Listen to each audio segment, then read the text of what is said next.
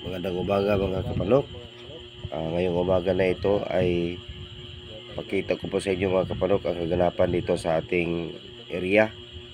At bago ko po ipagpatuloy ang ating video na ito, at sana i-subscribe nyo yung ating munting channel mga kapanok at paki-like na din. At bago natin ipakita yung mga kaganapan dito ay mag-intro muna tayo mga kapanok.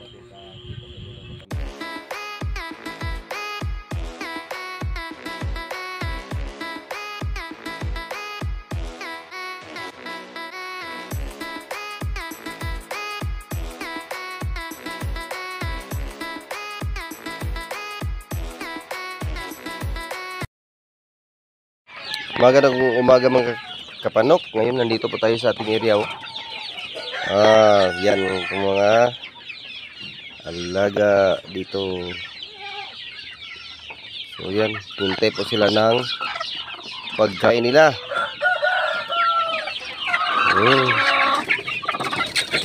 Ito na po sila mga kapanok.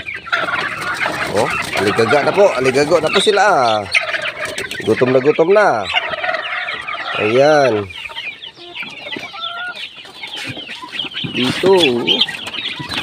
Ang lilikot. Ang likot nila.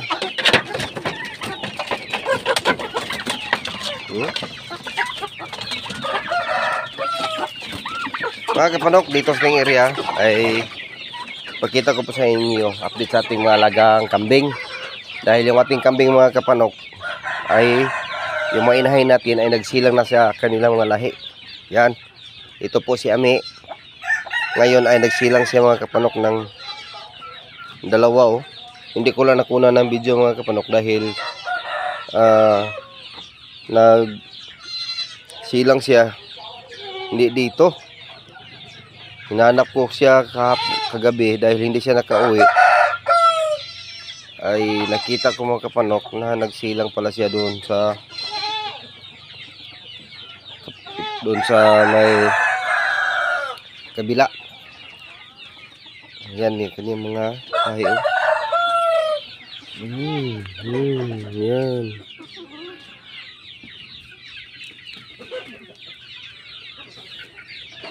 Simian.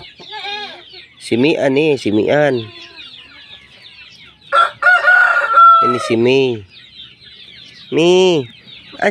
Si Mi. Ano si Mi? Dahil na sila pinanganak sila sa buwan ng Mayo. Yan. Si Mian at si Mi. Dahil itong dalawa mga kapanok ay mga babae ito.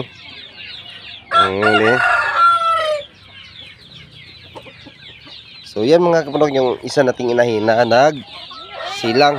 At saka pakita ko po sa inyo mga kapanok yung dalawa natin na buntis din at nagsilang din sila. So ito po mga kapanok yung anak ni Ami yung tatlo. Nung una niyang anak. Yung pangalawa na po. Kasi yung una nagsilang siya ng isa. So ito yung pangalawa at yung pangatlo yung dalawa. So ngayon yan, ito si Amita at si Mikay. So nagsilang din po sila mga kapanok. Yan. May tatlo doon. Dahil yung dalawa anak ito ni Amita. Yan. Ayun yung pagpa himas. Ito din yung kanyang anak na noon. At ngayon ay nagsilang siya ng isa. Yan.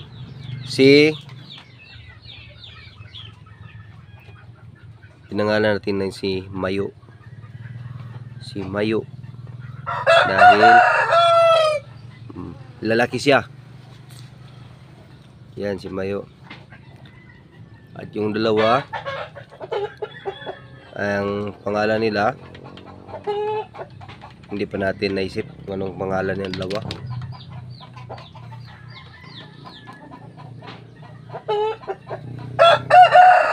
So yan mga kapanok, so ngayon may 5 na naman tayo na mga bagong silang na mga kambing.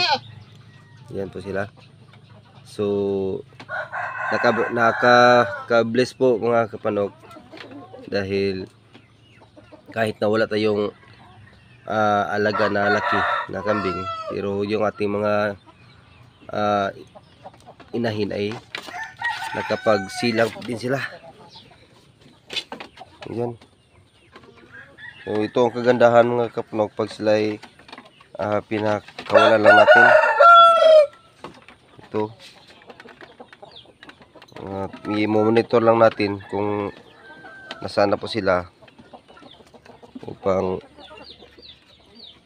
hindi po tayo makuha sa kanila, mawalan.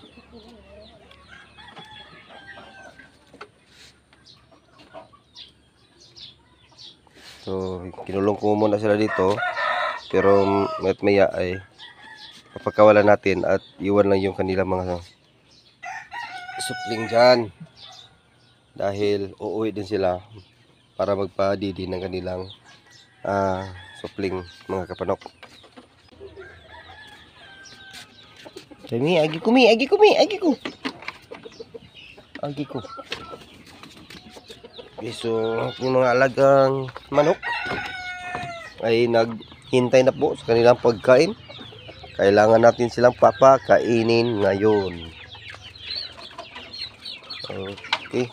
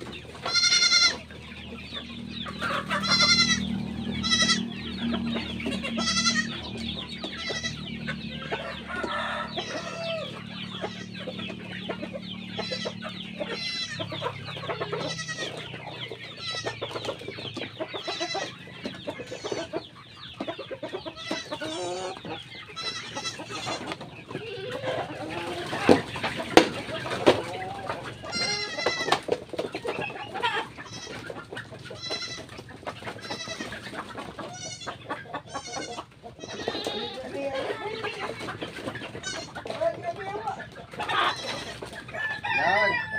Dalawa po dyan.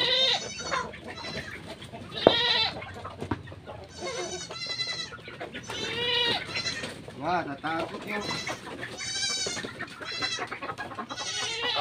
sisi natin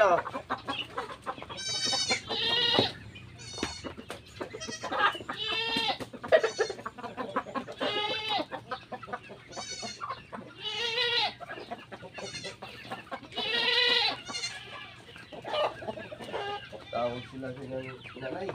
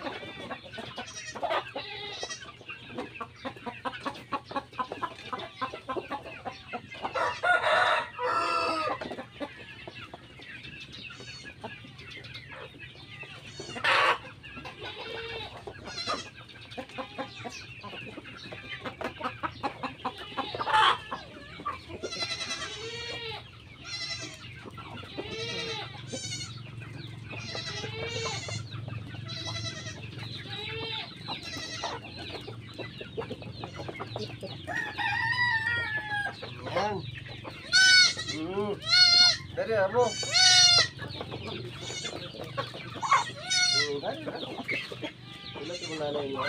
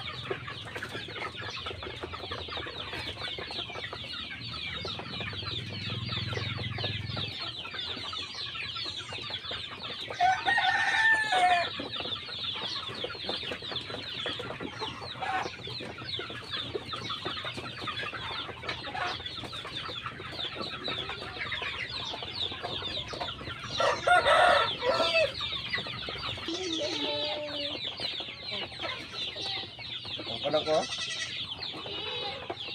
Sunod na sunod sa akin, no?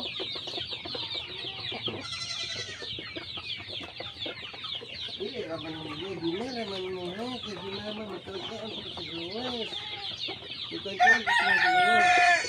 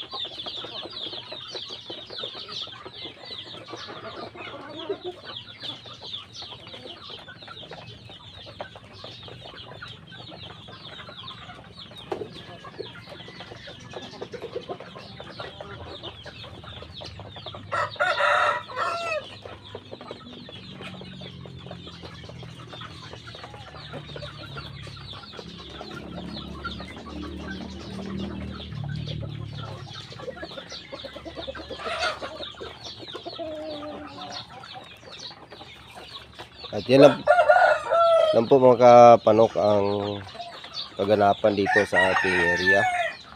Yan. Kumakain yung ating mga alaga dito.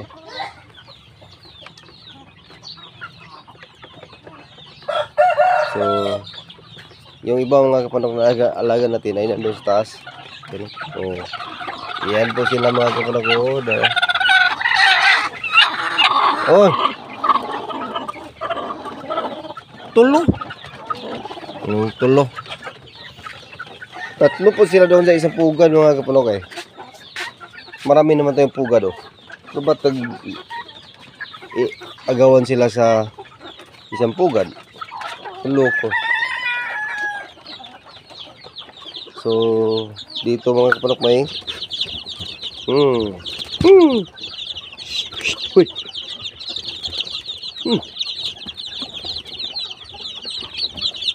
Likot nga. Likot nga. Wala pa kayong pagkain. No? Yan mga kapanok yung last natin na in-incubate.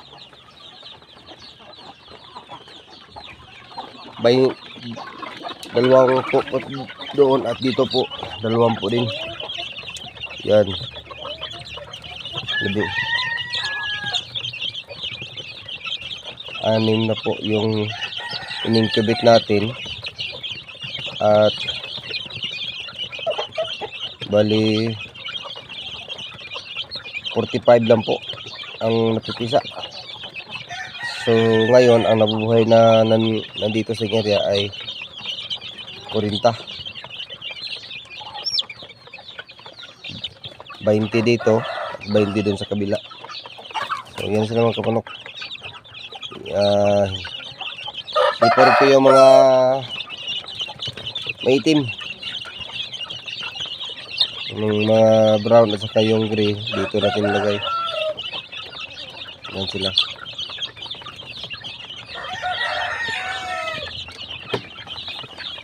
Yan ang latest natin na in-incubate natin mga kaplog sa ating DIY na egg incubator. So dito mga kapanok, may mga malalaki-laki natin din tayo dito. Hintay lang po tayo ng buyer. Pang sila ay may bibinta na natin. Actually may na binta na po dito.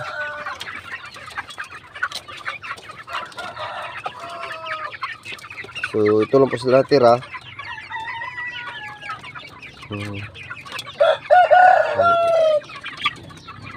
Wala pa kayong tubig. Wala, hintay-hintay lang po kayo. Bigyan ko yung tubig ngayon. Ayan. So yan mga kapano ko, yung pagkainan nila. Yan ang pagkainan nila. May takip. Dahil ilang beses na po mga kapanok na dito ay sinalakay tayo ng mga kaibigan nating RET. Dito sila papasok. At may mga alaga tayo dito na namamatay dahil kinagat niya. So yan, lagyan natin yung takip para hindi makapasok. Saka dito may takip na rin. Dito, hindi naman sila makapasok dahil walang sa daanan. So, okay lang yan.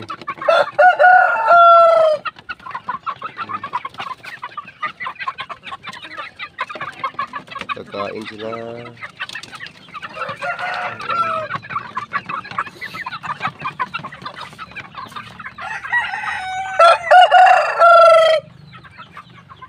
Yung alaga nating sinurbin mga kapanok ay nandoon sa labas. Hindi natin napasok. Pag dito natin siya ilagay sa loob ay mangaway siya. Kahapon lang ito dumating dahil niram ito ng aking kaibigan at kahapon ay sinaulit niya. So yung bayaw ko nakiusap na siya na daw mag-alaga kay Norbin dahil may bahay daw siya, may bahay man siya, wala siyang breeder. So si Norbin yung kanyang breeder. So yan lang mga kapanok ang ating update sa ating area dito. Sana naibigan nyo yung ating video. At sana, kung bago pa lang kayo sa ating channel, please subscribe. Kung naibigan yung ating video, like na din. Thank you for watching mga kapanok. Bye bye. God bless.